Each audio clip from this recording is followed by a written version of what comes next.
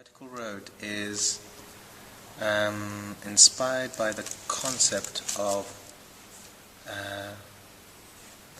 kind of the notion of spirituality. So in a way, for me, it was very important to ask the question that is the concept of spirituality, is it necessary in our lives? And I felt, and I suppose it's a very personal kind of quest to search for it, because I feel like there's so many other things which are more horizontal, whether it's the notion of technology replacing the vertical, and for me spirituality in a sense represents the vertical. And so we kind of looked at the concept of a soul being present in the body, and then the concept of the soul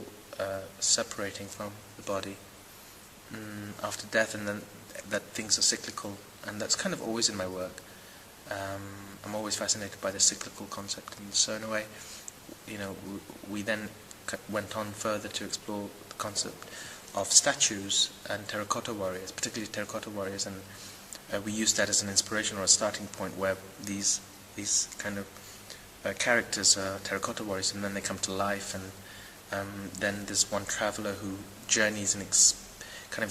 discovers them, and then the concept of consequence as well, and how, like a domino effect, one thing then ripples into having a consequence for another thing, and so him entering this kind of building or space and kind of doing something which then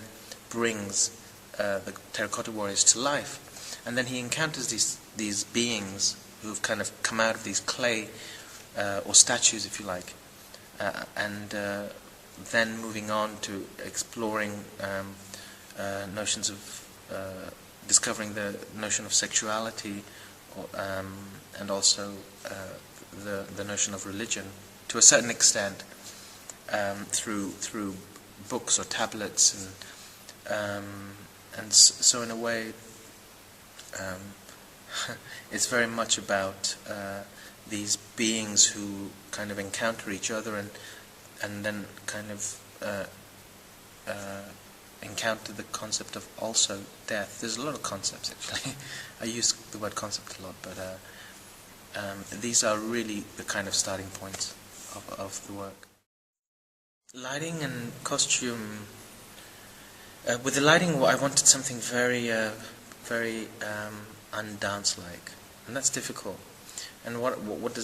do I mean by dance-like? I mean things that have a sense of clarity in terms of shape and effects, and so I wanted something that was more kind of atmospheric. So the opening is very stark, very kind of like there's only one HMI light that kind of lights the whole space, and it just spills into the space rather than create actual shape. It may change, but we wanted more of an atmosphere rather than a particularly specific kind of spatial lighting. And with costumes, I was fascinated to kind of really go further into costumes which were representing kind of warriors. And usually when I make work, it's usually most of the costumes are very simple to a certain extent. I mean, it's got more and more complex, but this particular project, it is simple, but it's very specific. And with Kimi, we really researched a lot about what kind of